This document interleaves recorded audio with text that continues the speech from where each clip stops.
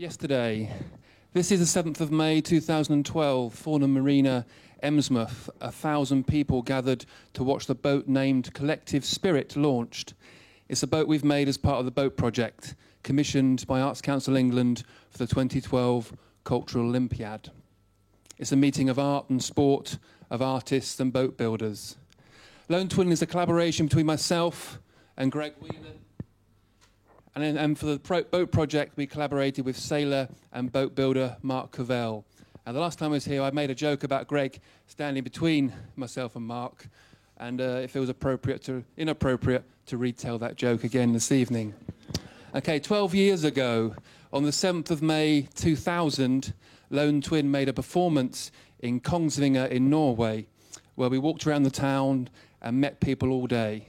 We wrote a text that said, in Norwegian, build a boat, launch the boat, sail the boat around the world. 12 years ago, that same summer in 2000, Mark and his friend Ian sailed around Sydney, and for doing that, they won the silver medal at the Olympic Games in the two-man star class.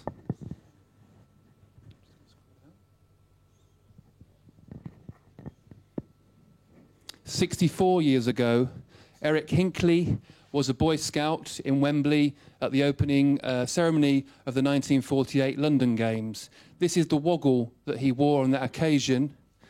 And Eric sadly passed away recently, but he brought us that woggle, donation 323, and now the woggle sits on the end of the boat's tiller.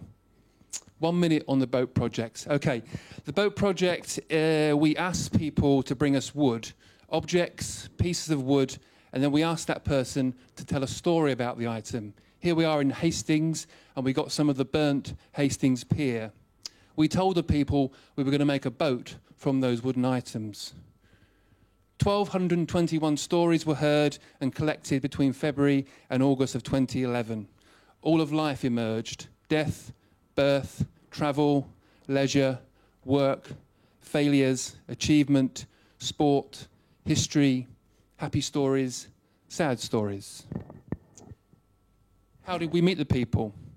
Well, we visited 23 towns in the southeast. We advertised on local media, put up posters. When we could, we set up in a pub. This is the George Inn in Barford St Michael. And even Dylan the dog gave us something.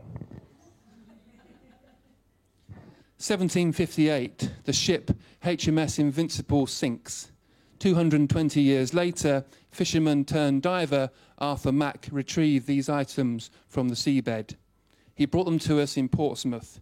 Donation 555. These objects now sit on the starboard side of the boat.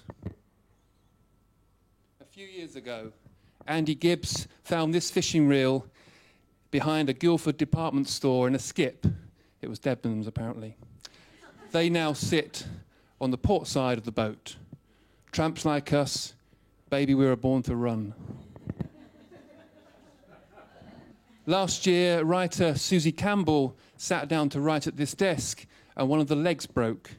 She brought us the desk to the donation day at the Lockwood Day Centre last June. Donation signed 790. This desk now sits on the boat's stripy transom. 1 minute on how we did it. Okay, we set up in the boat shed at Thornham Marina, and we built a hull from Canadian red cedar, very strong and very light. This was our foundation, our skin for the donations to bond with and to make the hull strong enough to sail. It's a one-off design by award-winning Simon Rogers. We cut cross-sections through the objects, trying to retain their profile as much as possible. A jigsaw without a picture, a problem to solve. These slices were attached using modern marine resins and glues. The builders kept a note of what went where, the individual numbers of the individual objects. The builders didn't work to a set design, they just used their intuition, creating some lovely groupings. Here particularly I like Bedouin tent peg, clog, pregnant nun. Yesterday, as she hit the water, a moment of relief and celebration and high emotions. Many of the donors came back to find out where their donation was on the boat. and we could tell them, of course. This moment became global news, something we couldn't imagine all those years ago in Norway. Yesterday, once more, as well as the launch of the boat, we also launched a book, the Lone Twin Boat Project book. 256 pages, full colour, containing all the stories and photographs of the items that make up the boat. This copy will stay on the boat and sail with it. Cheer up, Greg. All of our Christmases and birthdays, and yes, it does float beautifully.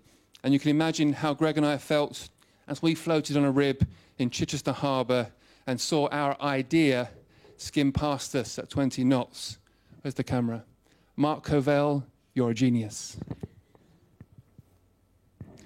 The next few months, Collective Spirit will sail along the south coast between Weymouth and Margate, and then be trailered on road across the landlocked Milton Keynes, and be the focus of a number of arts events. On board, we'll have an artist producing a ship's log in song. Somewhere over the rainbow, the boat will become a public resource. Our wish is that the project has a very full and varied sailing life and artistic cultural life, being hosted by all sorts of organisations for all sorts of purposes. Tonight, 20 seconds on shameless publicity. Please go to our website, theboatproject.com, find out when and where it might be in a place near you, and come and see us. You can also purchase the book online or anywhere that the boat is. We'd love to meet you.